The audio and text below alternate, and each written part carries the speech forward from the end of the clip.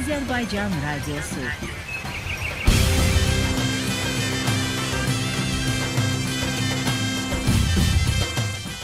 O kent bizim kendimizi. Sen ne güzelsen ana vatanım, dünyanın közü sen doğma vatanım. Gedim odlar yurdu, ilk sevgilim sen oldun, ilk sözümüz vatan oldu. Yaşı min illərlə ölçülən qədim yurt yerlərimiz, Tarixi, mədəniyyəti abidələri, adət-ənənələri, məişəti, və tanınmış insanlar haqqında maraqlı məlumatlar. Orada bir kənd var uzaqda, o kənd bizim kəndimizdir. Gəzməsək də, getməsək də, o kənd bizim kəndimizdir.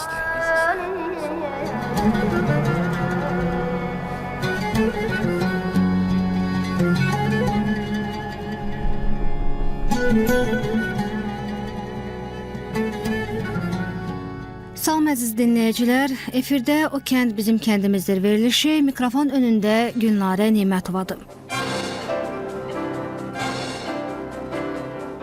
20-ci əsrin əvvəllərində Çar Rusiyasının Zaqafqaziyanı işğalından sonra indiki Ermənistan ərazisində min illər boyu yaşamış Türk boylarının, Oğuzların, Qıpçaqların səksəkəli və qanlı qadalı günləri başlayır. 1828-ci ildə Rusiya ilə İran arasında imzalanan Türkmənçay müqaviləsinə əsasən Şimali Azərbaycanın Naxçıvan və İrəvan xanlıqları ərazisində erməni vilayəti təşkil edilir.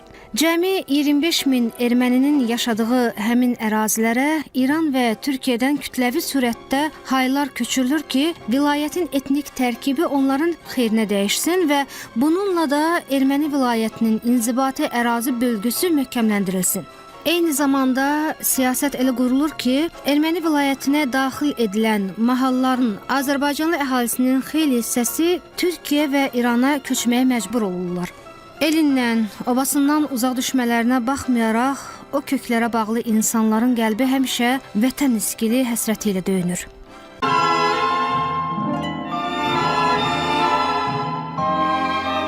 O kənd bizim kəndimizdir.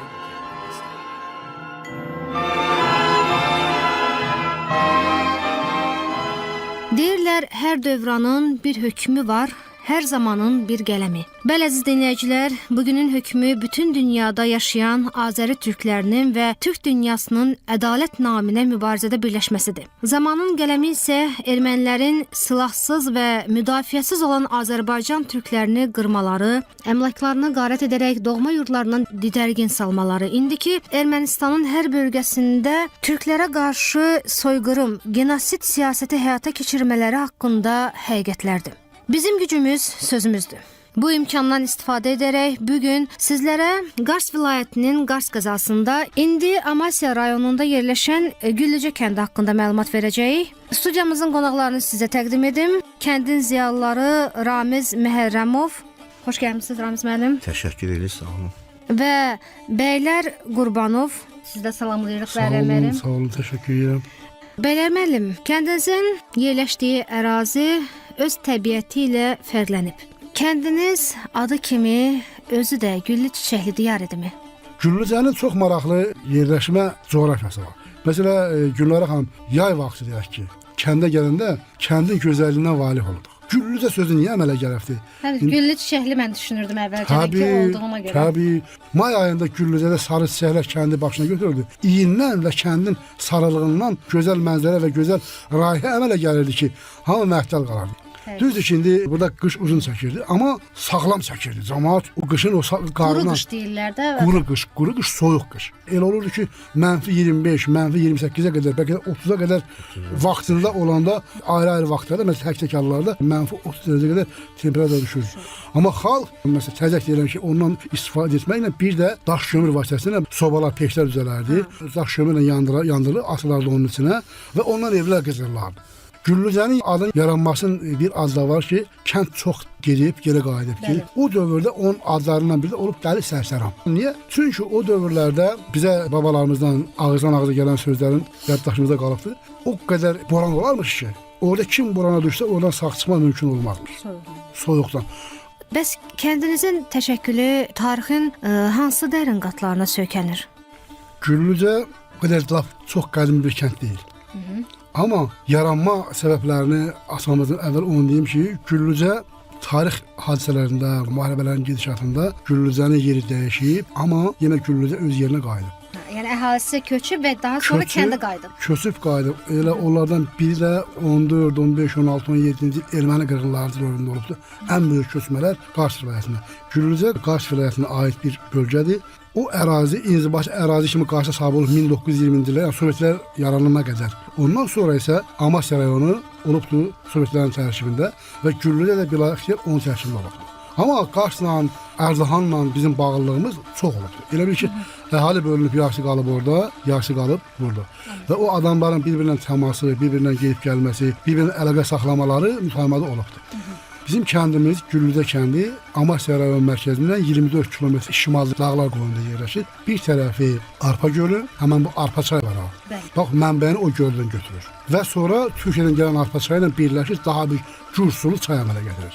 Həmin bu çaylar gölə tökülürlər və kəndi iki yerə bölürlər. Bir köhnə kənd deyilən bir yer, bir də Səngər deyilən bir hissə. Kəndlə Səngər bir-birindən doğan evlərdir. Ailə böyüdüksə, məsələn, köçür, genişlənir, gedir bir başqa yerdə özünə təsərrüfat yaradır, orada yaşamağa başlayır və kənd yavaş-yavaş Səngərə tərəf gəlməyə başlayır. Bir tərəfi Qara Güney deyilən silsilə dağlardır, dağın da üstündə yenə Axalçıraq deyilən bir bölgə var. İndiki Cavaxitə deyirlər Gürcüstanda. Ermənilər hansı ki, orada ərazini götürmək istəyirlər, özlərini mənimsəmək istəyirlər. Həmin ərazi bizdən yuxarıdadır. Biz demək olar ki, Ermənistanla Gürcüstanın dağ sərhədində yerləşən bir kəndik. Və həmin o dağlarda çıxan bulaqlar başqa yerdə olduğu kimi yerlərdə çıxmırdı. Dağların başından çıxırdı. Mənbəyini dağ silsilə mənbəyini dağlar üstündən alıbdı. Və hərəsində öz adı olubdu. Məsələn, Göy bulaq. Gedirik bulağa baxırıq, elə bil ki, göy rəngindədir. Qırmızı bulaq, sonra ayranlı bulaq, yəni ki, ayran rəngində olan bulaq. Gürloğlu'nun bulağı. Sonra İmamqulunun bulağı. O biraz aralıydı oradan. Amma həmən dağ silsiləsindən ayrılma sular bir-birinə bağlı olan kəndlərdir. Qonşu kəndlərdir. Həm də o dağlarla bir-birinə bağlıdır, cığırlarla bir-birinə bağlıdır. Orada olan bulaqlar öz xarakterinə görə fərqlənirdi. Həm axanda onun əmələ gətirdiyi yaşıllıq fərqlənirdi, həm də onun suyu çox fərqliydi. Və onun ətrafında olan ərazini əhali ora getdikcə genişləndirib, çeşmənin gözü açılmışdır. Dumduru bulaqlar hansı ki göz yaşından durur. Bir dəqiqə barmağını suda saxlaya bilməzdi. Bulaqlarımızda lilparlar. Lilpar bulağın gözündən sporlarla böyüyən bir bitki.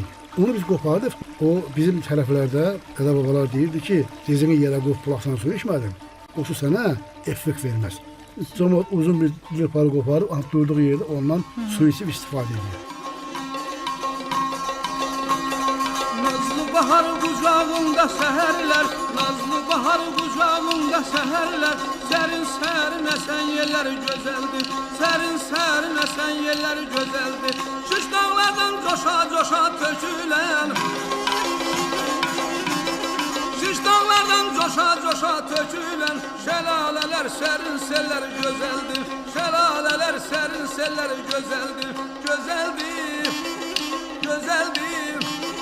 Şəlalələr sərin sellər gözəldir, şəlalələr sərin sellər gözəldir.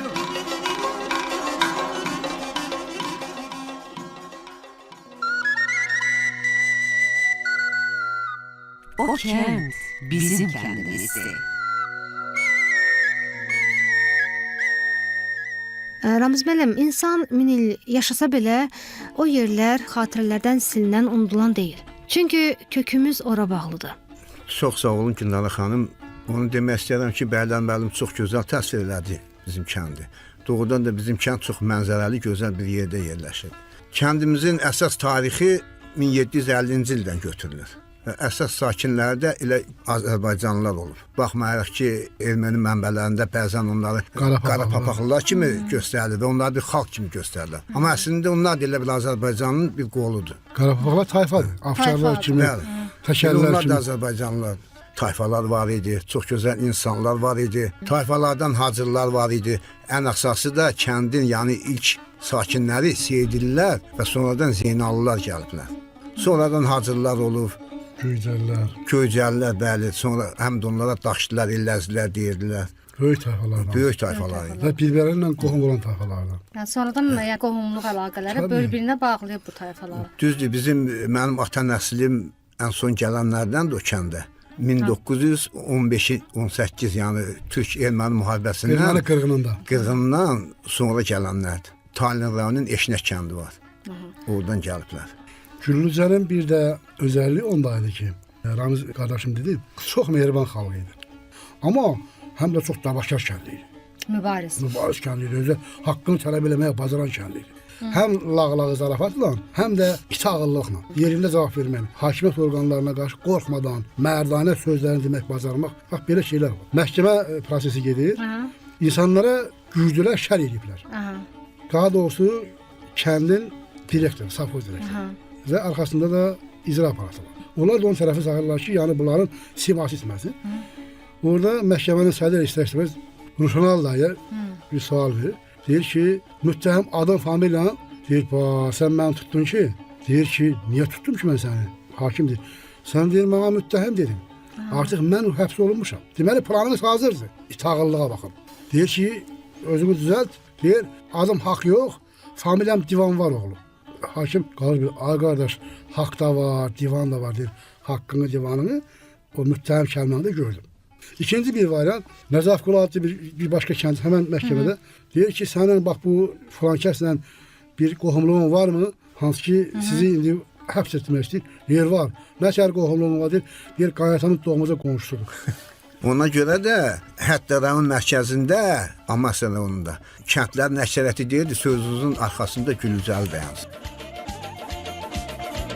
Saz götürün dastan yazım hüsnüden, bahar günlerinden taze kendimiz. Gül yaylaların meyle bağların, gül yaylaların meyve bağların, her şeyden azizdi bize kendimiz, kendimiz, kendimiz, kendimiz, kendimiz, kendimiz, kendimiz. Ne güzeldi, ne gençeydi kendimiz, her bir yanı gül çiçeğiydi kendimiz.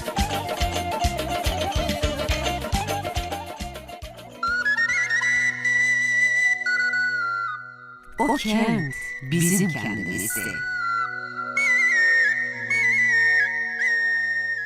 Ermənilər tarix boyu iki siyasəti paralel aparıblar.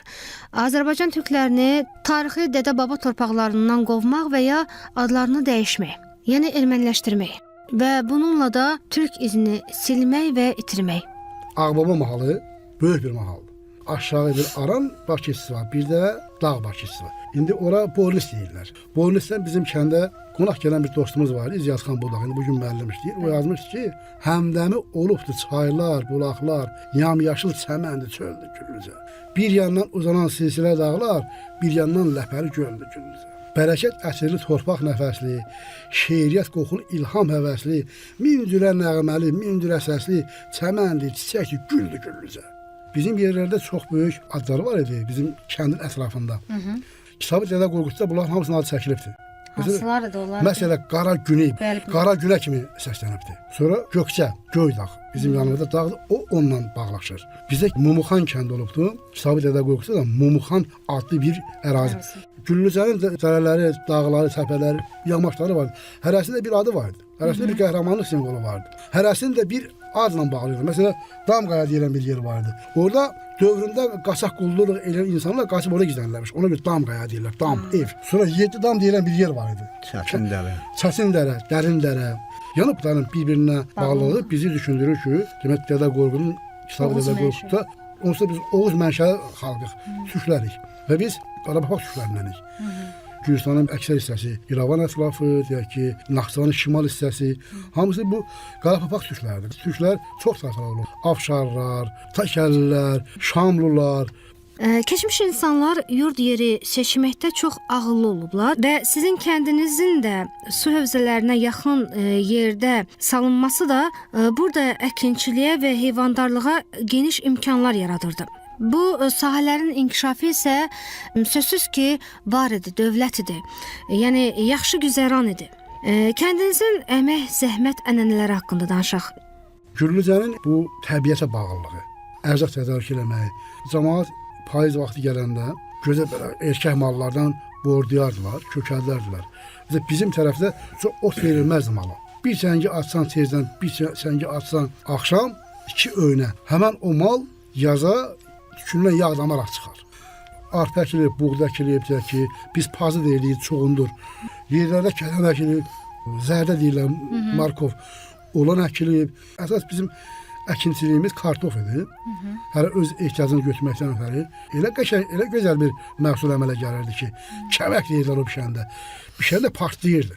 Torpağınız bərəkətli olub. Hərəkətli idi ki, 3 ayın ərzində tam yetişdirirdi çörək arpanı. Bəli, bəli. 3 ayın ərzində həm otunu yığırdıq, həm arpanı yığırdıq, həm onu üyüdürdük, həm də unumuzu hazırlayırdıq. Bizdə məsələ yaz başı əkiləndə torpağın içindən qımı deyilən bir içi ağ olan və qabığı soyulan bir biski çıxardı. Biski deyəndə daş qırıntısı kimi, fındıq kimi bir şey. Onu biz bir şeylər yerdik. O kəmişin dadı vardı. O qədər bizim cəmaata sağlamlıq gətirirdi ki, onun göğüs hissəsi isə ondan qımının göyərtisi başlayırdı. O göyərtini yerdi, ağzımız gömgü göyərərdi. Heç kim xəstələnməzdi. Ondan başqa onun kökündən, ağ yerindən turşu qoyulardı. Həm də yaşıl yerindən turşu qoyulardı.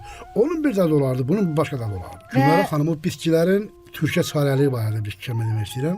Məsələ Fatma nənə vardı. Allah rəhmət eləsin.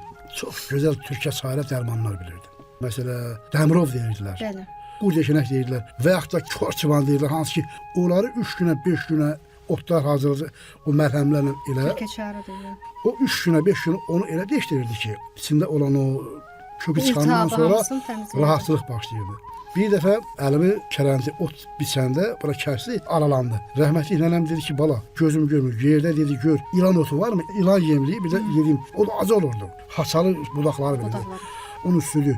Südü əlimizin üstünə qoyub tökürdük belə. Süd çoxalırdı. Onu sonra biz saqqız kimi istifadə edirdik. Sonra elə yumuşaq olurdu ki, nə çürümürdü, nə də başqa hala keçmirdi. Sağ özün istifadəsindən imkan eləyənə qədər. Həmən o yemliklər, o dedi ki, o ilan yemliyindən ağzına al, acı olacaqdır. Onu çiğnə, ora qoy. Elə bil ki, tikibsən. Bizim kəndim Bəylər müəllim dediyi kimi insanları sadə, çox səmimi insanlar idi. Əsasən o qoca kişilər deyirik. O qoca kişilərin 80-90% sinə dəftəri idi. Aşıq şenlikdən, əl əskərdən, köhnə aşıqlardan nə qədər desən söyləyərdilər. O insanlar, baxın, İsayev Qurban var idi, çox gözəl şeirlər deyirdi, Qaracalar var idi, həm yazırdı, həm söyləyirdi. Həm də oxuyurdu. Oxuyurdu.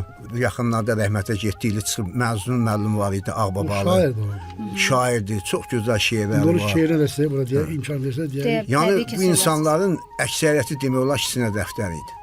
Kənddə orta məktəb var idi. Mən özüm də məktəbdə müəllim işləmişəm. Məzun müəllimin onun burada yazdığı bir şeiri var. Bəli. İstəyirəm onu çatdırım nəzərinizə. Düşməmişəm bircə dəfə xam xəyala Güllücədə. Səy etmişəm köhlənimi sağa, sola Güllücədə. Ağbabanın gözəl kəndi, yaraşığı duman, çəndi. Fürsət verə tanrım indi, gəzəm nə ola Güllücədə. Quşlar kimi qanad açam, buralardan qoğam, qaçam, o torpağı daşı qucam. Gələm hala Güllücədə. Su dəyişər öz səmtini, dağlar əyməz qamətini. Bilməmişəm qiymətini, ola Güllücədə. Uzaq ola, xatabala, xəyallarım gerçək ola. Ağbabaya el yığıla, məskən sala Güllücədə. Düz hökmün verə zaman, çəkiləydi qara duman. Şair Məcnun kəsə qurban, ölə qala Güllücədə. Ne güzeldir günler, aylar bizim ellerde, ellerde. Ne güzeldir günler, aylar bizim ellerde, ellerde. Şirin keçir kışlar, yaylar bizim ellerde, ellerde. Şirin keçir kışlar, yaylar bizim ellerde, ellerde.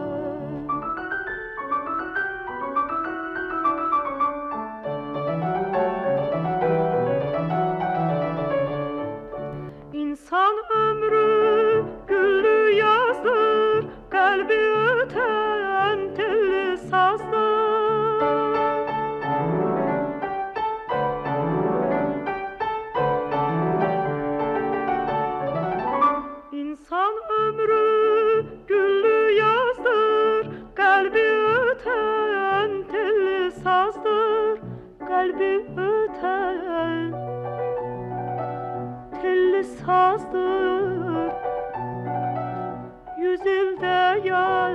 yaşasak azdır bizim ellerde, ellerde.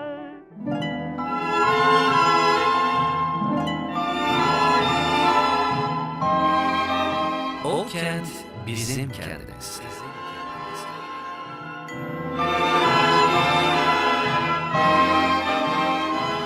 Ramiz müəllim, kəndin dadı onun toyunda, bayramındadır. Bənzərsiz adət-ənənələrinizdən nə qalıb yadınızda? Kəndimizin gözəl adət-ənənələri var idi. Gəlin köçürmədə, Qoy mən biraz əlavə lazım bağışla. Gəlin köçürmənin öz şərtləri var idi. Hansı şərtlər? Razılaşdılar, toy olur. Qız evində öncə bir gün sonra oğlan evində. Qız evindən gəlini atlandırdılar. Atlanma sözü, ata mindirmə yəni. Gəlini götürürdülər 50 bundan qabaq. Onda traktorla, o Belarusun lafetindən azadınla cəmaət də minərdi ora. O vaxtın texnikası orada. Hansı evə gedərdi? Deyək bu kənddən o kəndə, yaxşı bu evdən bu evə. Orada onun qabağı kəsilərdi. Mənim nəmərimi ver. Şərt nə idi? Ya gəlsin bəy mənlə güləşsin, ya da mən deyəni versin. Nə demək? Bişmişlərdən, iskilərdən zaten Gəlin gəldi və ayağının altında qurban kəsərdilər. Kəsildi, girdi içəriyə. Aha, ondan sonra maraqlı bir hadisə baş verirdi. Evin nənəsi, yəni qaynana kişisinə hücum edirdi. Və kəndin digər qadınları zarafatla nə olur olsun o kişini yıxmağa çalışırdılar. Niyə? Yəni ki, mənim gəlinim gəldi, arxam çoxaldı, biz gücləndik. Gəlin arxada ayaq imiş qaynanaya. Bəli, yəni bu da bir Birliyin, mehribançılıq, doğmalığın simvolu. Bəli, bax bu cür təcəssüm eləyirdi. Həqiqətən maraqlı. toylarımızda indi bir çox adətlərimizi itirmişik. Təəssüflər Məsələn, olsun. həmin toylarda 5-6 növ yallı oynayırdılar bizdən. İndi hazırda bax Ağbaba yallısı kimi gedir. O yallı idi, köçəri idi, Allah gülbəngi deyirdik. Həm də Güllücənin yenə bir özünə məxsusluğu var idi. Elə bir Güllücə Ağbabanın konservatoriyası idi. Çox gözəl sənətkarları vardı. Bizdə əsas sənət zurna idi. O qara zurnanın havasını bizim kənddən digər kəndlərə demək İsa deyilən bir kişi var, İsa. Zurnaçı İsa. Onun oğlu indi qəşən o bizim qonşu kənddə yaşayır. Müslüm vardı bizim kənddə zurnaçı. Gedib Qarabulağa. Bir Ramazan vardı, düldülü, qulqulu deyirdi. O qədər qəşəng səs çıxardardı ki, o keçib çay basara. Və onların hər birisi ayrı zurnası dəstəsindən çıxış edirdilər. Kəndimizdə qalan İsmail kişi vardı, Allah rəhmət eləsin. Ondan sonra Əsədullah adlı bir zurnaçı vardı. Lağlağı adam idi, zarafatçı adam idi, cəsur adam idi. Həm də ki, elmi cəhətdən sınaqlara çəkərdi uşaqları. Məsələn, elə bir sual verərdi ki, uşaqlar hamı yığışardı onun başına. Elmi cəhətdən. Məsələn, Avropanı Asiyadan ayrı xəritədə şifahi. Güllücənin özünə məxsusluğu biri budur.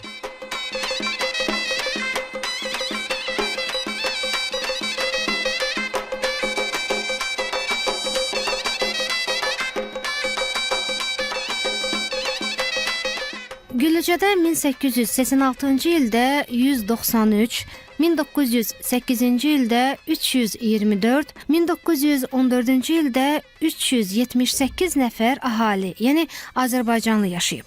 1916-18-ci illərdə Azərbaycanlılar erməni təcavüzünə məruz qalaraq qırğınlarla deportasiya olunur və Türkiyəyə pənah aparırlar. İndiki Ermənistanda Sovet hakimiyyəti qurulandan sonra əhali doğma yurduna qayıda bilir.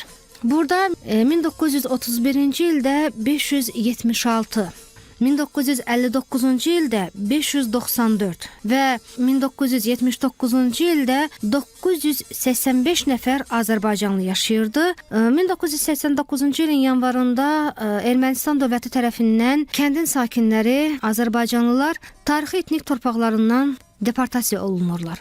İndi orada mənfurlar yaşayırlar. Bizim qonşu kəndlərdə var idi. Rayon mərkəzində Azərbaycanlılar ermənilər qarşı yaşayırdılar, amma bizim rayon. Orada Azərbaycanlı raykom katibi olanda Rais Balkom erməni olurdu. Əsas şərt raykom Azərbaycanlı olmalıdır. Bəs o dönəm necə xatırlayırsınız? Necə oldu? Gəldilər, dedilər ki, kəndi tərk etməlisiniz. Orada hadisə biraz başqa cür cərəyanladı Gülnara xanım. Bizim rayonun birinci katibi biraz şər böhtana məruz qaldı. Xalqının müdafiəsinə qalxdı. Bizdə ərazi Türkiyəyə sərhəd, hamı Türkiyə sərhədinə cəmləndi. Bu da istərsəniz ölkəni əlbəttə bir əməlli başlı ölkə buna ciddi reaksiya verdi. Bizim ərazi Zaqafqaz və Yanoka qabaqdı məsələ oralar. Oradan tez-tez veteran adamların gəlməsi, cəmaatla, ağsaqqallarla, ziyalılarla görüşməsi belə-belə bu hadisələr gətirdi, çıxartdı ta 88-ci ilin zəlzələsinə qədər. Və 88-ci ilin zəlzələ baş verəndə dekabrın ondan sonra olan Allah başlarını möhkəm qatdı. Hilə ilə xalqı çıxartdılar orada. Ki, monoetnik dövlət yaratsınlar və ona da nail oldular. Amma bir şey xatırladım ki, orada da yenə erməni hiyləgərliyi oldu. Birbaşa. Niyə? Çünki o zəlzələ zamanı həm də Sovet qoşunlarının yəni bir hissəsi artıq Amasya rayonuna da gəlmişdi. Və bizi aldatdılar ki, siz müvəqqəti gedəcəksiniz. Yəni bu zəlzələdən sonra bu yerlər yenidən təmir olunub, tikiləndən sonra qayıdacaqsınız. Sonralar gördük ki, artıq yox, bu tamam bir başqa məcraya yönəldi. Ramiz müəllim, təbii ki, dedikləriniz danılmaz həqiqətdir. Bəli, bu gün də milli ayrı-seçkilik, şantaj, şovinizm, rasizm və anneksiya siyasəti Ermənistanın rəsmi dövlət siyasətinin əsasıdır. 20-ci əsrin sonunda və sonraki dönəmlərdə ermənilərin dırnaqarası paranoya dövrü yaxud dırnaqarası erməni xəstəliyi yeni şəkildə təzahür edib. Gülnara xanım Amasya rayonu 50 kənd olub vaxtında. Bəli. Mənfur ermənilərin, bu Andaniklərin, Troların, Hamazaqların yaranma dövründə Türkiyə ki içindən çıxıb, onu şinelini geyib, bıçağı onu köyə saplayandan sonra onlar Türkün qabağına dayanan bir millət deyildilər. Silahsız xalqa üst tutaraq, qadınlara təcavüz eləmə, öldürmə, uşaqları öldürmə, bu hadisələr olub. Məsələn, bizim kəndin yaxınlığında bir 14 kilometr Mumuxan Bəyəsin ki, o kənd yoxdur. Sırıq deyilən bir kənd vardı, ondan bir 4-5 kilometr aralı. O kənd yox. Lap bizim yaxınımızda Qarakilsə kəndi var, yoxdur. Xançallı kəndi yoxdur. Bozqala yox. Sel dağlan, Ördəkli, Qızıl Kilsə, hamısı neçə kəndlərimiz erməni təcavüzü nəticəsində 1905-ci, 1914-18, 18-ci ildə çox böyük bəlalar olubdur. Gümrə ətrafında Azərbaycan kəndləri olub. Molla Musa, Ocaqqulu, Bacıoğlu, o kəndlərin hamısı qaçıb Türkiyə. Orada böyük ölümlər olubdur. Hətta Aşıq Nəsib onun nəzmə də çəkib. Sonra Quzu kənd deyilən bir kəndimiz var, bizim qonşu kənd. Orada Çorlu Məhəmməd. Bunlar hər ikisi Aşıq Şeirinin şəhidləri olub. Və onlar onu çox yaxşı qələm alıblar. O dövrdə 50 kənddən sonunda 22 müsəlman Azərbaycan kəndi qaldı. Və biz 88-ci ildə o kənddən çıxanda 22 Azərbaycan kəndindən bərabər çıxacaq. Bizim kəndin adını 1991-ci ildə Çaqqu. Həmən tərcümə erməni dilində çağıq gül deməkdir. Çaqqut qoyublar. Yəni güllücə. Kəndimizin yanında bax indi kəndlərin adları var. Bizim Avrupa mahalının kəndlərinə bax. Bizim kəndimizin yanında Balıqlı, Göllü, Yeniyol, Düzkənd, Çaybasar, İbiş, Güllübulaq, Qarabulaq, Öksüz. O ana getdik Daş Körpü, o ana getdik Oxsuoğlu, hamısı Türk toponim adlar, hamısı sırf Türk boğazından çıxan sözlər. Bəli, bugün Azərbaycan prezidenti də deyir ki, İrəvan, Göyçə, Zəngəzur bütövlükdə indiki Ermənistan tarixi Azərbaycan ərazisidir və biz mütləq o torpaqlara qayıdacağıq. Bu bizim strateji hədəfimizdir. Düşünürük ki, o ərazilər barədə cənab İlham Əliyevin səsləndirdiyi fikirlər əslində işğalçı düşmənə qarşı mübarizəni yeni müstəviyə keçirmək zərurətinə bir çağırışdır. Çox doğru buyurdunuz ki, bugünkü prezidentimiz Allah onun canını sağ eləsin. Həm daxili, həm xarici siyasət bizi qane edir. Uğurlarımız böyükdür. Azərbaycan haqqında olan o mətbuat blokadası, hər cürə blokada yarılıb artıq Azərbaycan diktə edir. Həm silahından, həm ordusundan, həm inkişafından, həm tərəqqisindən, hər tanınmayan Azərbaycan indi tanınır. Rəhmətli Heydər Əliyevi rəhmətlə həmişə anmışıq. Çünki niyə? Əgər o gəlməsəydi, yerlilərlə gəlmələrin arasında bir təfriqə başlayırdı. Bu üzr istəmirsə, yerazlar kəlməsini atmışlar ortaya. Bunun nə fərqi var ki? Eyni millətdir. Adət ənənəsi bir, təəssübü bir, dəyərlər bir, mənəviyyat bir. Burada bir fərq var mı? Yox. Özümüzü parçalamamalıyıq daxildən. O kənd bizim kəndimizdir. Gülnara xanım, biz sizə təşəkkür edirik. Bu verilişin adını O kənd bizim kəndimizi verirsiniz. Burada bizim kəndimizi xatırlatdınız, olmuş keçənləri xatırlatdınız. Təşəkkür edirik. Gülnara xanım, sizin bu apardığınız iş çox böyük bir işdir. Bu tarixi keçmişi bugüne daşımaqdır. Bu həm də arxivə düşəcək bir sənət. Bugün biz danışırıq, bu bugündür. Amma bunun arxası əlbəttə ki, arxivlərdə qalır. Mən sizə təşəkkürümü bildirirəm. ASTV rəhbərinə təşəkkürümü bildirirəm. Prezidentinə təşəkkürümü bildirirəm. Çox sağ olun, proqramımızı yekunlaşdırırıq. Əziz dinləyicilər, xatırladım ki, siz O kənd bizim kəndimizdir verilişini dinləyirdiniz. Bugün efirdən Qars vilayətinin Qars qəzasında indi Amasya rayonunda yerləşən Gülücə kəndi haqqında danışdıq. Studiyamızın qonaqları Gülücə kəndinin ziyalıları Ramiz Məhərrəmov və Bəylər Qurbanov idi. Verilişin müəllif və aparıcısı Gülnarə Nemətova, rejissoru Ramin Həzərxanoğlu, redaktoru Bəxtiyar Bəxtiyarovdur. Sağ olun, sağlıqla qalın.